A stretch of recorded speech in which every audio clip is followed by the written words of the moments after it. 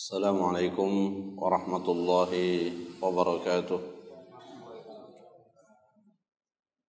Innal hamdalillah nahmaduhu wa nasta'inuhu wa nastaghfiruh wa na'udzu billahi min shururi anfusina wa min sayyiati a'malina. Man yahdihillahu fala mudilla lahu wa man yudlilhu fala hadiya lahu. Asyhadu an la ilaha illallah wahdahu la syarika lahu wa asyhadu anna Muhammadan abduhu wa rasuluh. Allahumma salli ala Muhammad wa ala alihi wa sahabatihi wa man sara ala nahjihi wa ihtada bihadihi wa sanna bi sunnatihi ila yaumil qiyamah. Ya ayyuhalladzina amanu taqullaha haqqa tuqatih wa la tamutunna illa wa antum muslimun. Allahumma 'allimna bima yanfa'una وانفعنا بما علمتنا وزدنا علما وتوفيقا والحقنا بالصالحين. أما بعد، معاشر المسلمين jamaah salat subuh rahimani wa rahimakumullah.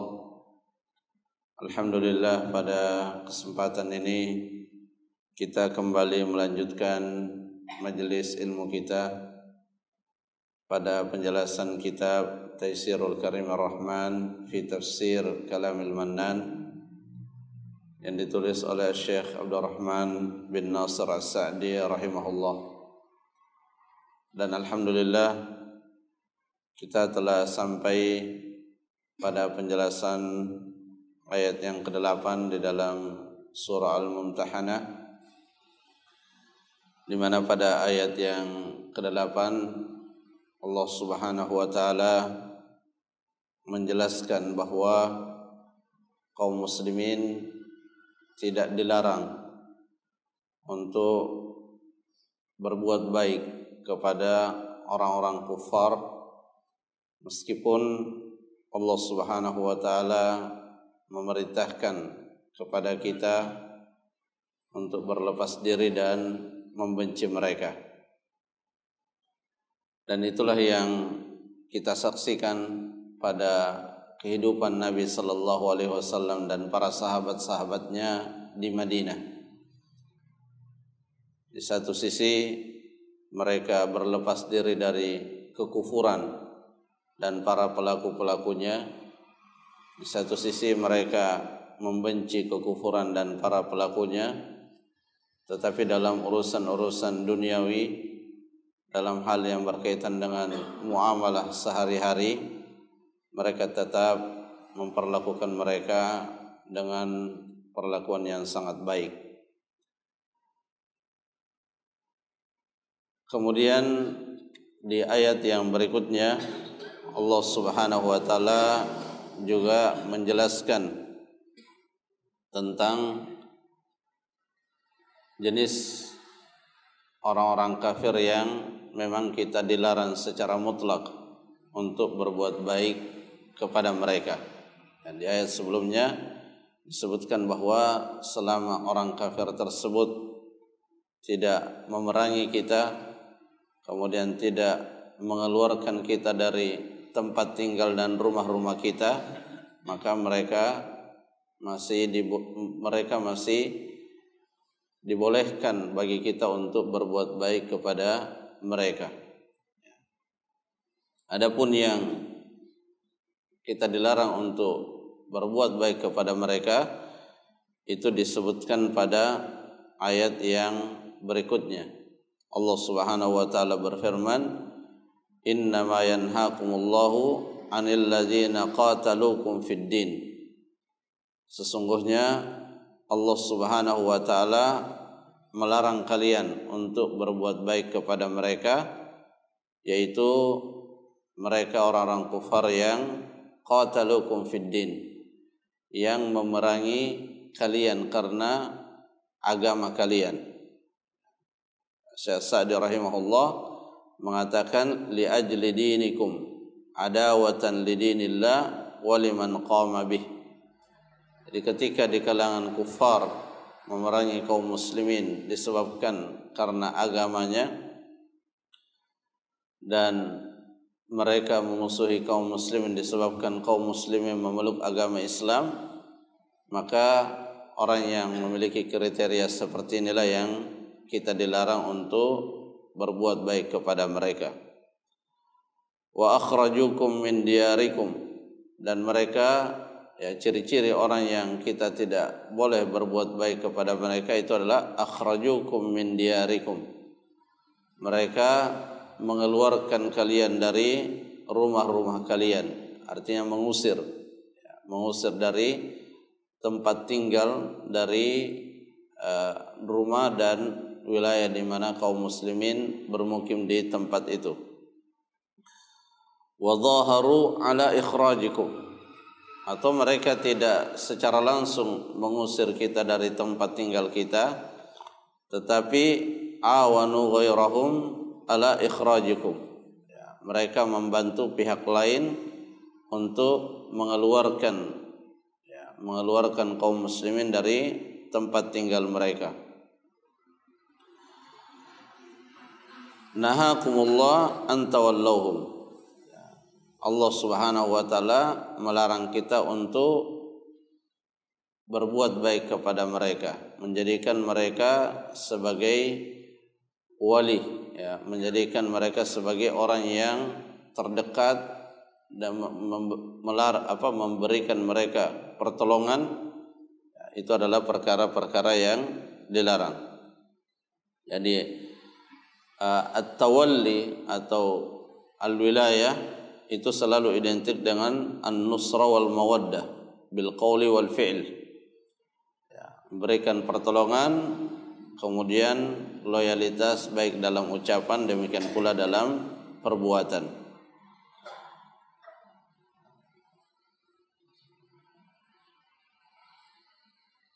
Kemudian yang juga disebutkan oleh Syekh Sa'di rahimahullah, ya, berkaitan dengan ayat ini,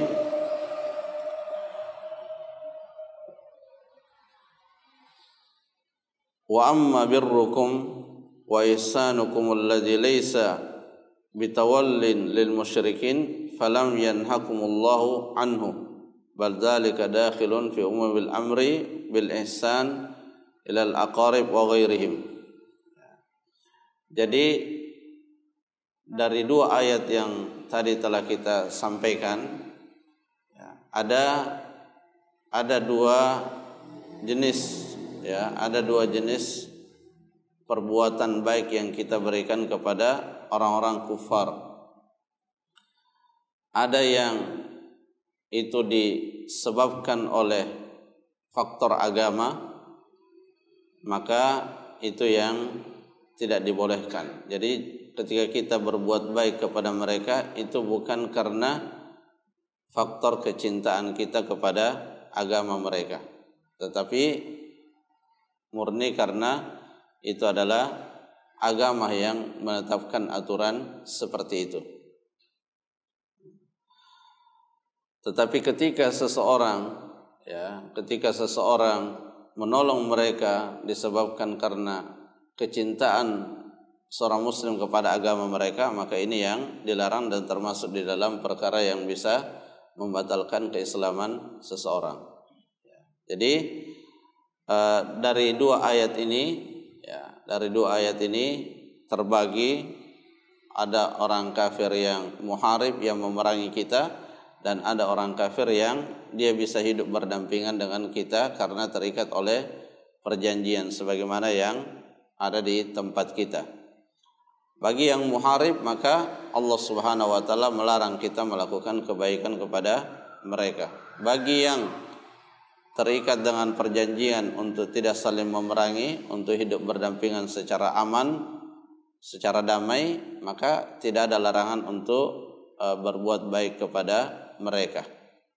Bahkan Allah Subhanahu wa taala di akhir ayat yang sebelumnya menyebutkan bahwa Allah mencintai orang-orang yang berlaku adil kepada siapapun. Kemudian di akhir ayat, wa may yatawallahum faulaika humudz zalimun. Orang-orang yang kita dilarang oleh Allah Subhanahu wa taala untuk berbuat baik kepada mereka, tetapi justru kita berbuat baik kepada mereka, maka Allah mengatakan mereka itu adalah orang-orang yang zalim. Mereka adalah orang-orang yang zalim. Dan orang zalim itu adalah orang yang menempatkan suatu perkara tidak pada tempatnya. Dalam konteks pembahasan kita, dia menempatkan loyalitasnya, dia menempatkan suatu kebaikan itu tidak pada tempatnya. Syekh Sa'di rahimahullah mengatakan wa dzalika dzulmu yakunu bihasabit tawalli. Kezaliman yang disebutkan oleh Allah di dalam ayat ini itu tentunya bertingkat-tingkat sesuai dengan jenis perbuatan yang dilakukan oleh orang tersebut. Fa in kana tawalliyan tamman kana dzalika kufra mukhrijan an dairatil Islam. Jika bentuk tawalli, jika bentuk menjadikan orang-orang kufar itu sebagai wali, sebagai orang yang dekat bagi dia, sebagai orang yang dia berikan kepadanya pertolongan atas dasar kecintaan kepada agama mereka, maka ini adalah bagian dari kekufuran yang mengeluarkan seseorang dari agama Islam. Wa tahta dzalika minal maratib ma huwa ghalidhun wa ma huwa dunahu. Dan di bawahnya ada juga motivasinya yang lain karena perkara-perkara duniawi, maka itu termasuk di dalam kategori dosa yang sangat besar. Dan kembali kepada apa yang disebutkan oleh Syekh Sa'di di awal, bahwa setiap bentuk kezaliman itu bertingkat-tingkat, ada yang sangat berat hitungannya dan ada yang lebih ringan, tetapi apapun namanya, kezaliman adalah termasuk dalam perkara-perkara yang diharamkan. Kemudian pada ayat yang berikutnya, ya ayyuhalladzina amanu idza ja'akumul mu'minat muhajiratin famtahinuhun. Wahai orang-orang yang beriman, jika datang kepada kalian wanita-wanita yang beriman untuk hijrah, maka ujilah mereka. Ayat ini ada kaitannya dengan Sulhul Hudaybiyah. Ada kaitannya dengan perjanjian Hudaybiyah. Satu perjanjian yang pada awalnya sekilas seperti merugikan kaum muslimin, tetapi pada hakikatnya itu adalah kemenangan besar bagi kaum muslimin. Makanya Allah Subhanahu wa taala di dalam surah Al-Fath, inna fatahna laka fatham mubina, sesungguhnya kami telah memenangkan engkau dengan kemenangan yang sangat jelas dan terang benderang. Kebanyakan para ahli tafsir menafsirkan fatham mubina di dalam ayat tersebut adalah perjanjian Hudaybiyah. Karena melalui perjanjian Hudaybiyah itu secara tidak langsung kalangan kufar telah mengakui kekuatan kaum muslimin. Hanya saja di dalam klausul dari perjanjian Hudaybiyah ada beberapa butir yang sekilas itu merugikan kaum muslimin. Di antaranya adalah kalau ada penduduk kota Mekah, ada penduduk kota Mekah setelah disepakati perjanjian itu dia masuk Islam dan ingin berhijrah ke Madinah. Maka bunyi perjanjian itu mengatakan kalau dia ingin berhijrah ke Madinah setelah perjanjian itu disepakati dan dia pergi ke Madinah, maka wajib bagi kaum muslimin atau bagi Nabi Muhammad untuk mengembalikannya ke Mekah. Nah, ini tentunya sekilas ini sesuatu yang sangat memberatkan. Ada orang yang selama ini tinggal di Mekah kemudian merasa sulit untuk menerapkan agamanya, dia ingin berhijrah ke Madinah. Perjanjiannya mengatakan kalau dia hijrah ke Madinah harus dikembalikan ke Mekah. Sebaliknya, ketika ada orang Islam ingin pindah ke Mekah, maka tidak dikembalikan ke Madinah. Ini sekilas sangat berat bagi para sahabat Rasulullah sallallahu alaihi wasallam. Tetapi Allah Subhanahu wa taala telah menetapkan dan tidak memberikan arahan kepada nabinya berkaitan dengan bunyi perjanjian ini, sehingga perjanjian ini pun akhirnya disepakati. Dan di belakang hari nampaklah hikmah daripada butir-butir perjanjian tersebut, di mana keberadaan kaum muslimin di kota Mekah itu secara tidak langsung juga bagian daripada mereka berdakwah dan menyampaikan agama Islam, dan mereka tidak bisa diperangi juga karena mereka sedang terikat dengan perjanjian ini, dan banyak hikmah-hikmah yang lain. Nah, salah satu yang pertama kali dikembalikan ke Mekah. Jadi begitu perjanjian itu selesai disepakati dan juru runding dari kalangan kufar Quraisy itu namanya adalah Suhail bin Amr. Dia punya anak masuk Islam. Anaknya yang juru rundingnya orang kafir ini masuk Islam dan ingin ke Madinah. Kata bapaknya, ini orang pertama yang terkena konsekuensi dari perjanjian ini, harus dikembalikan. Tetapi anaknya ini Nabi mengembalikannya, tapi anaknya Suhail bin Amr ini tidak mau kembali ke Mekah, tapi dia pergi ke suatu wilayah tertentu, dan disitulah kemudian banyak dari kaum muslimin yang terhalang hijrah ke Madinah maka ikut bergabung di tempat tersebut, sehingga menjadi suatu komunitas tersendiri di sana. Ini adalah hal-hal yang tidak pernah diperkirakan oleh orang-orang kufar. Orang kufar merasa bahwa dia telah melakukan strategi yang memberikan kemenangan kepada mereka. Tetapi kita sebagai kaum muslimin selalu ingat bahwa apa yang dirancang oleh Allah Subhanahu wa taala itu jauh lebih hebat dan tidak terkalahkan. Di dalam ayat ini, adalah pengecualian daripada perjanjian itu. Bahwasanya kalau yang datang itu adalah para wanita, maka dia tidak boleh dikembalikan. Makanya ketika orang-orang kufar Quraisy itu mengadu kepada Nabi sallallahu alaihi wasallam berkaitan dengan beberapa wanita yang pergi ke Madinah berhijrah, mereka mengatakan kembalikan sebagaimana isi dalam perjanjian. Kata Nabi sallallahu alaihi wasallam, tidak, ini hanya berlaku bagi kaum laki-laki. Ini hanya berlaku bagi kaum laki-laki. Tetapi Allah Subhanahu wa taala memerintahkan kepada Nabi Muhammad sallallahu alaihi wasallam, ketika ada di antara kaum wanita yang berhijrah ke Madinah, maka hendaklah mereka diuji.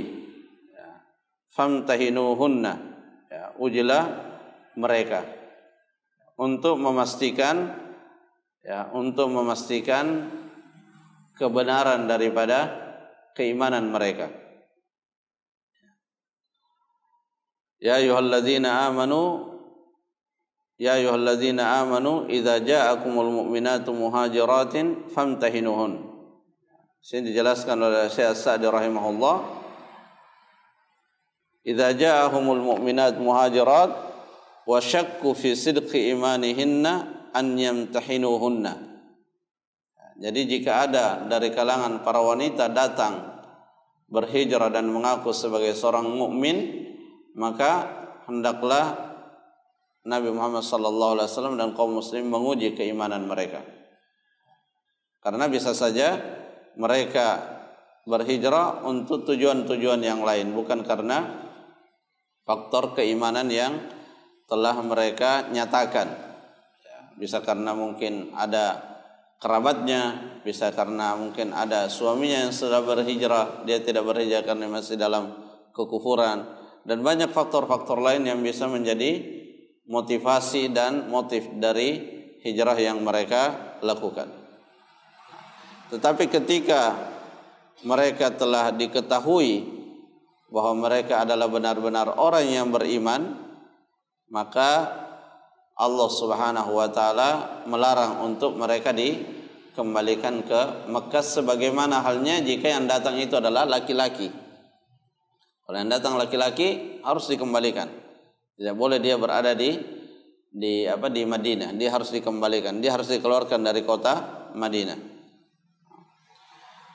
Dan hukum dan ketetapan ini berdasarkan pertimbangan maslahat dan mafsadat. Dan itu disebutkan di ayat yang berikutnya. Famtahinuhun Allahu a'lamu biimanihin. Allah Subhanahu wa taala yang paling mengetahui tentang keimanan mereka, keimanan para wanita yang berhijrah tadi. Allahu a'lamu biimanihin. Fa in alimtumuhunna mu'minat, dan jika engkau telah mengetahui bahwa mereka wanita-wanita tersebut benar-benar orang yang beriman, fala tarji'uhunna ilal kuffar. Janganlah engkau mengembalikan mereka kepada orang-orang kafir. Jangan kembalikan ke Mekah. Padahal isi perjanjiannya dikembalikan ke Mekah. Tapi khusus bagi wanita itu tidak diberlakukan. Kenapa tidak diberlakukan? Lahunna hillul lahum. Karena wanita-wanita yang sudah beriman itu tidak boleh lagi melanjutkan hubungan pernikahannya dengan orang-orang laki-laki yang kafir. Itu mutlak.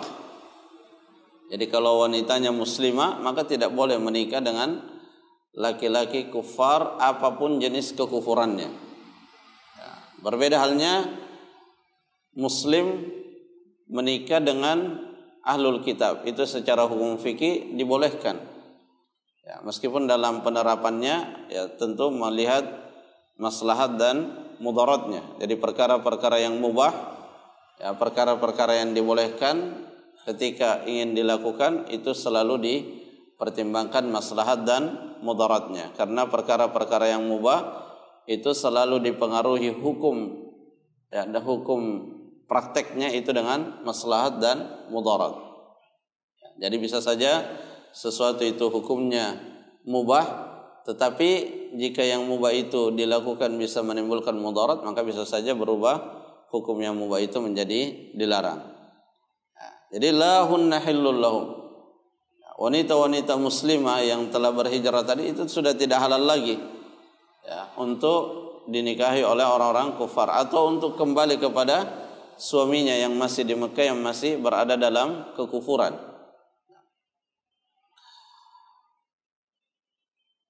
Lahunna hillul lahum walahum yahilluna lahun.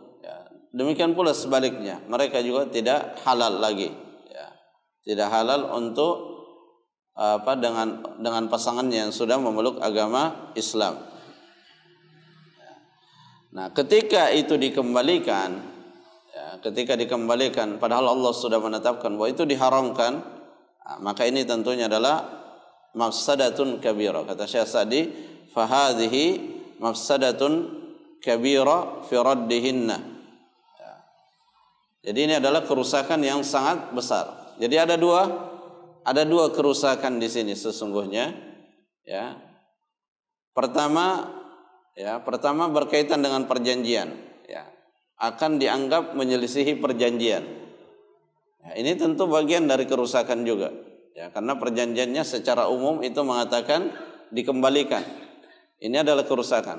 Tetapi ketika para wanita itu dikembalikan, maka ini kerusakannya lebih besar. Maka ketika dua kerusakan itu bertemu dalam suatu waktu dan tidak bisa dihindari secara sempurna, secara keseluruhan, maka lebih diprioritaskan untuk menghindari kerusakan yang lebih besar. Makanya di sini Syekh Sa'di mengatakan fahadhihi mafsadatun kabiratun fi raddihinna ra'aha asy-syari' wa ra'a aidan al-wafa' bisyart bi an yu'tu al-kuffar azwajahunna ma anfaqu alaihinna. Tetapi pada sisi yang lain, jadi Allah Subhanahu wa taala melarang wanita-wanita itu untuk dikembalikan kepada ke Mekah, dan jika dia sudah berstatus istri dari seseorang di kota Mekah, maka dilarang dikembalikan. Tetapi Islam memerintahkan ya untuk mengembalikan ma anfaqu alaihinna minal mahr wa tawabihi iwadan anhunna. Tetapi Islam memerintahkan agar maharnya si laki-laki, maharnya si wanita itu dikembalikan kepada suaminya ketika suaminya itu masih dalam keadaan kafir. Jadi kita lihat di sini bagaimana kesungguhan Islam dalam menjaga suatu perjanjian. Jadi betul kaum wanita tidak boleh dikembalikan, tetapi diberikan konsekuensinya di mana maharnya dikembalikan, sehingga tidak ada lagi hubungan, tidak ada lagi hubungan suami istri di antara mereka karena telah terjadi yang namanya perpisahan.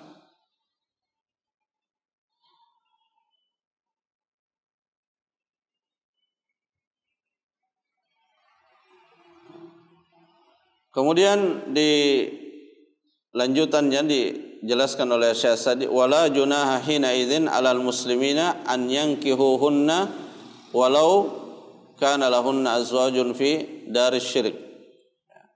Nah, ketika sudah terpisah, sudah dipisahkan, wanita-wanita muslimah ini yang berhijrah, yang dia sudah terpisahkan dari suami-suaminya disebabkan oleh suaminya masih dalam kekufuran.